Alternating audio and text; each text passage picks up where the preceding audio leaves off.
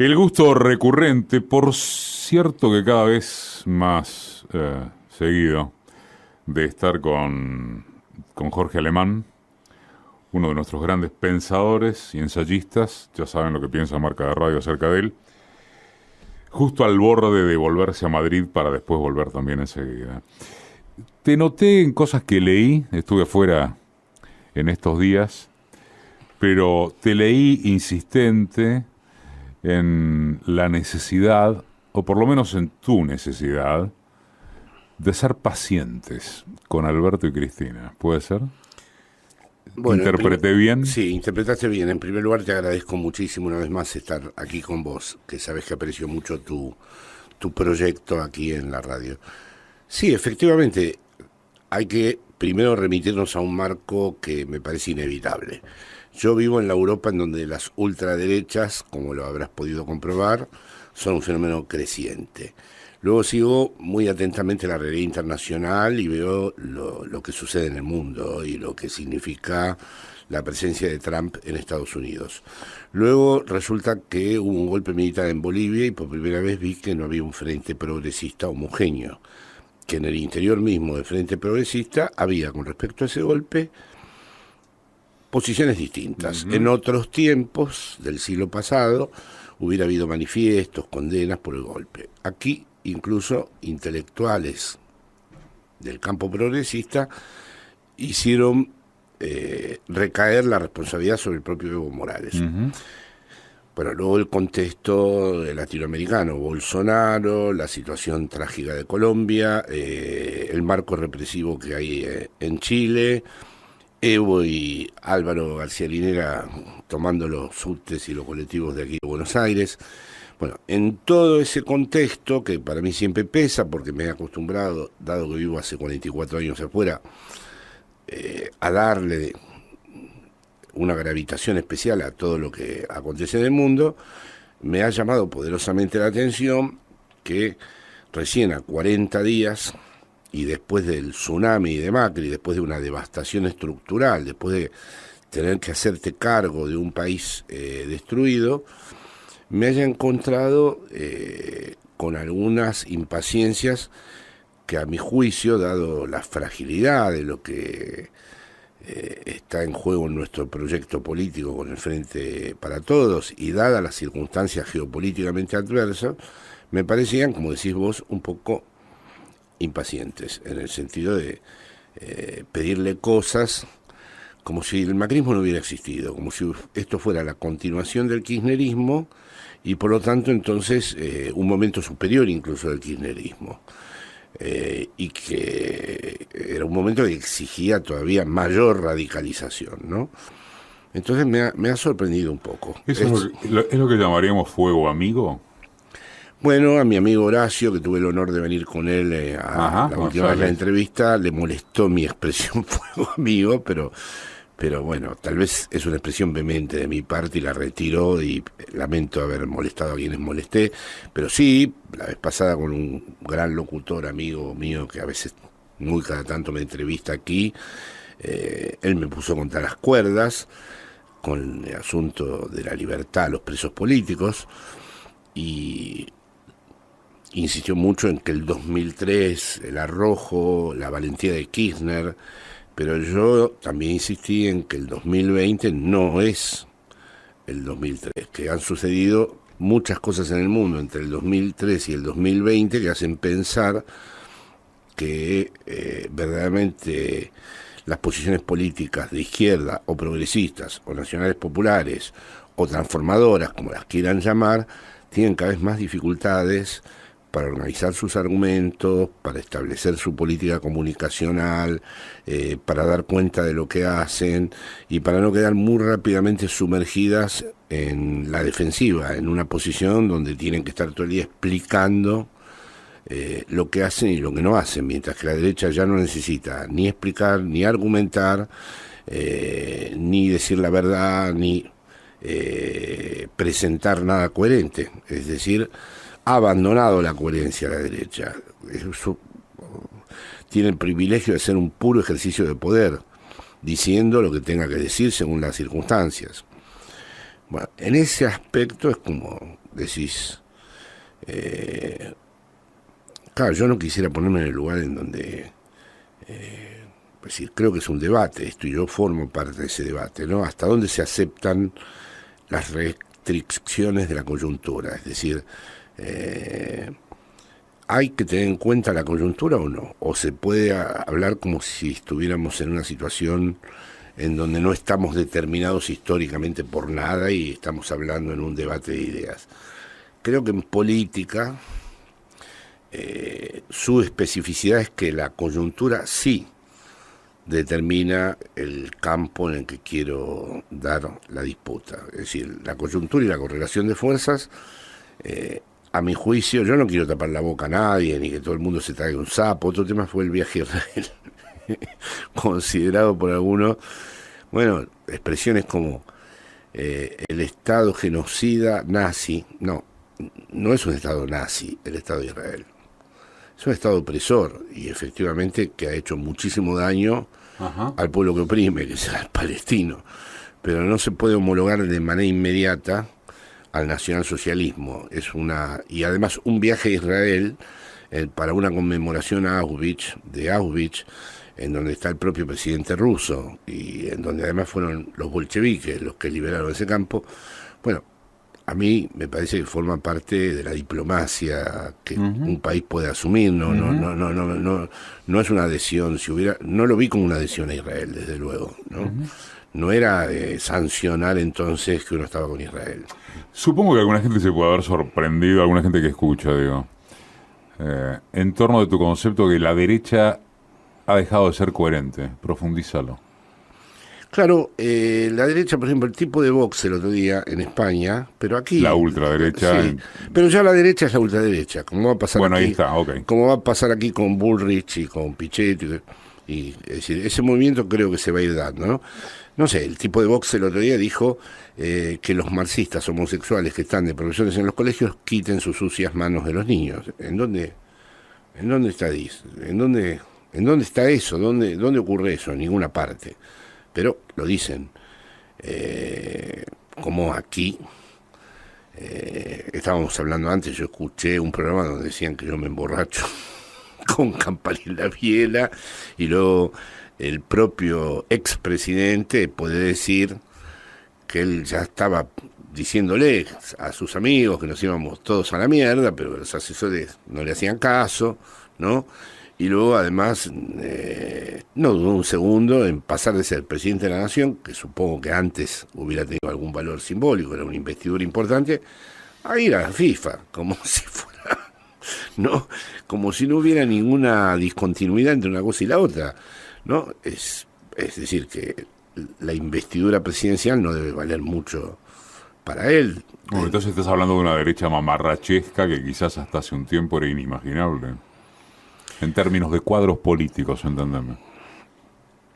Bueno, más desinhibida también, con la capacidad de decir lo primero que se les pasa por la cabeza, con la capacidad de conectar con lo peor que hay en cada uno, porque el ser humano tiene cosas horribles, de eso no se salvan ni los progresistas, ni los de la izquierda, así que la manera de tocar aquellas pulsiones oscuras en los seres humanos, la derecha tiene un campo muy prometedor, porque realmente el control que la izquierda pretende hacer sobre los discursos, para que los discursos estén bien concebidos y bien formulados, no encuentra su mejor época, con una derecha que puede decir cualquier cosa, puede cultivar el odio, que es un elemento que entrega mucha satisfacción a la gente.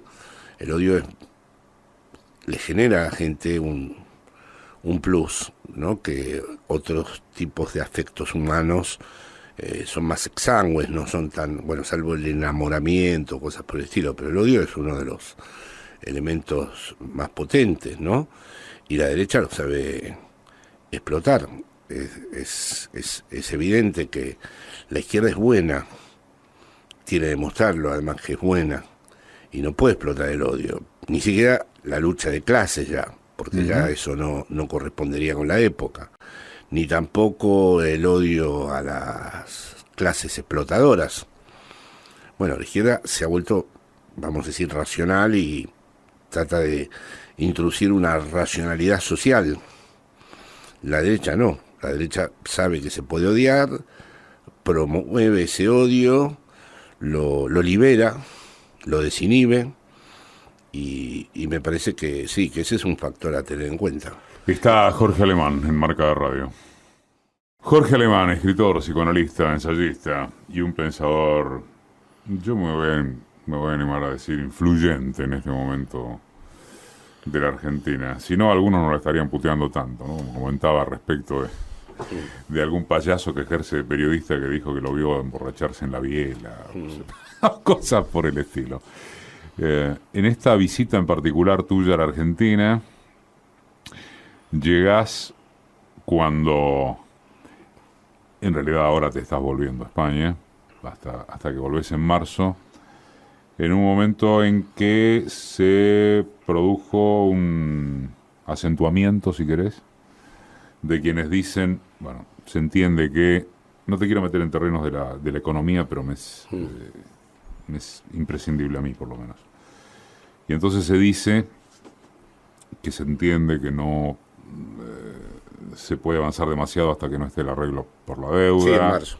Bonistas, fondo, etcétera, marzo, etcétera, pero que en definitiva lo que parece empezar a intuirse es que no hay un programa económico estructural por parte del gobierno del Frente de Todos que te permita inferir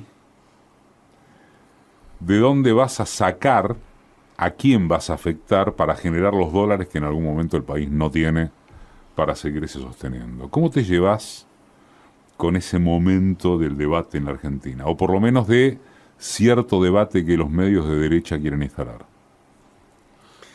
Yo creo que hay una franja que no está ni encuadrada en el antiperonismo histórico ni en la militancia nuestra, y que puede ser muy sensible a esa confusión y que se provoque un estallido importante aquí. A ver. Porque hay monotributistas, gente hipotecada, gente que sigue padeciendo los efectos de la inflación y que no entiende verdaderamente dónde está el verdadero núcleo del programa y puede salir por cualquier lado.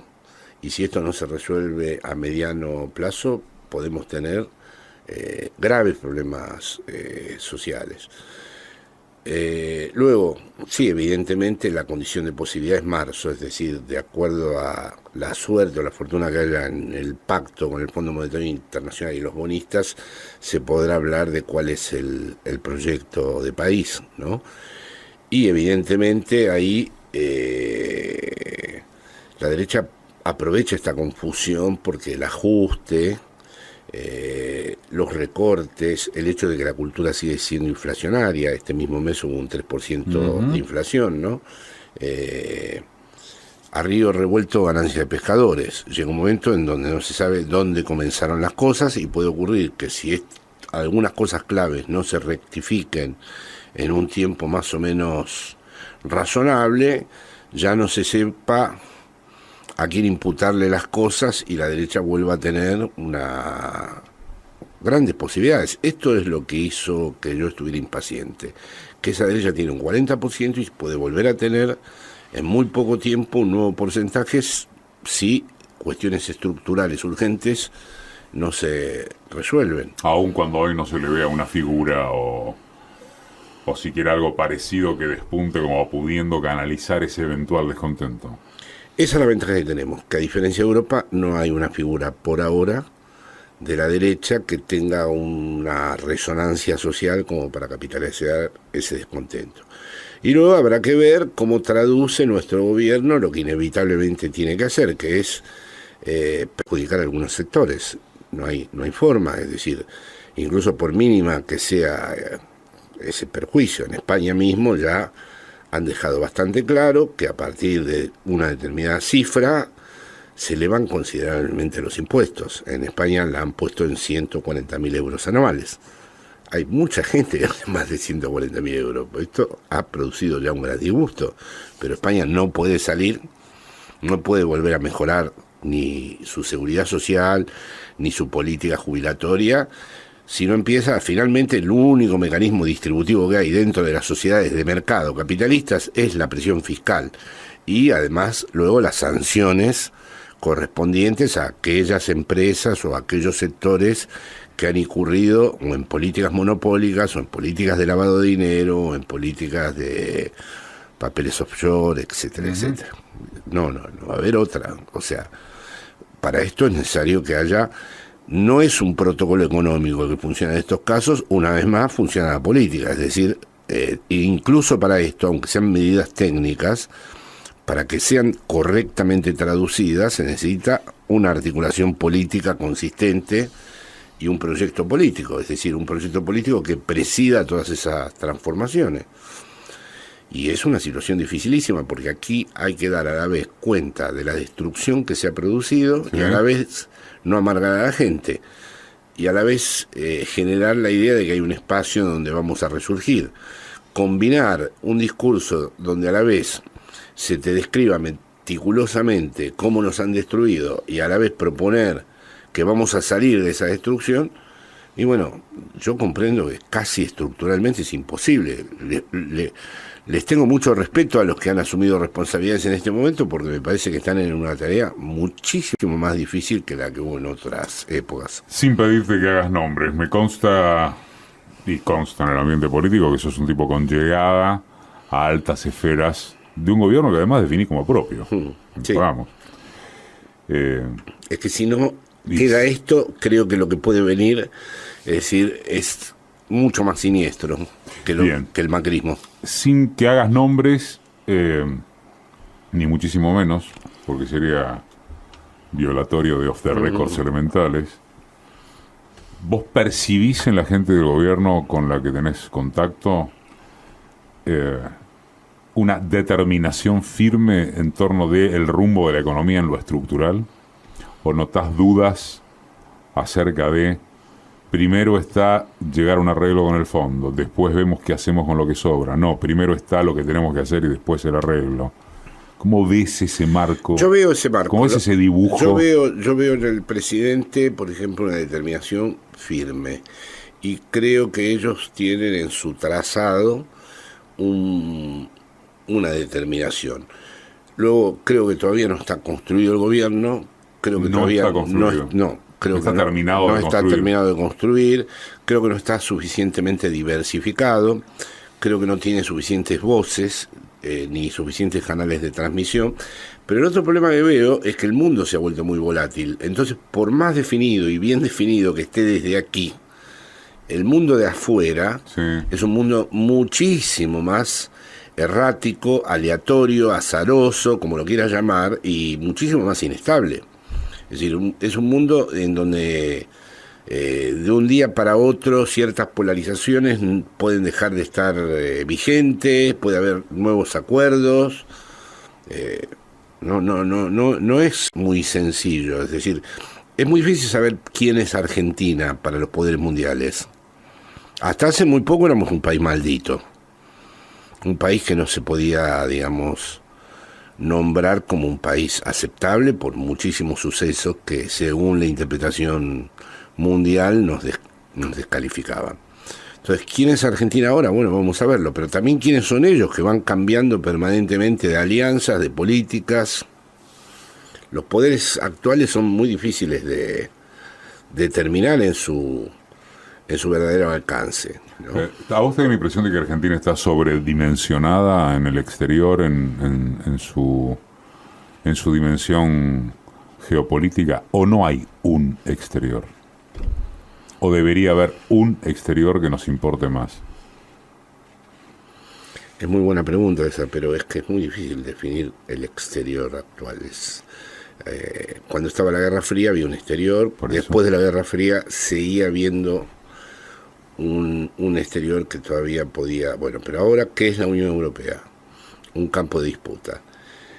Rusia y China, bueno, según los días, pero no tienen exactamente... Trump no ha bombardeado ningún país, es imparable adentro de Estados Unidos, no creo que el impeachment le haga daño, y cómo se representa el tipo nuestro mundo, no lo sé.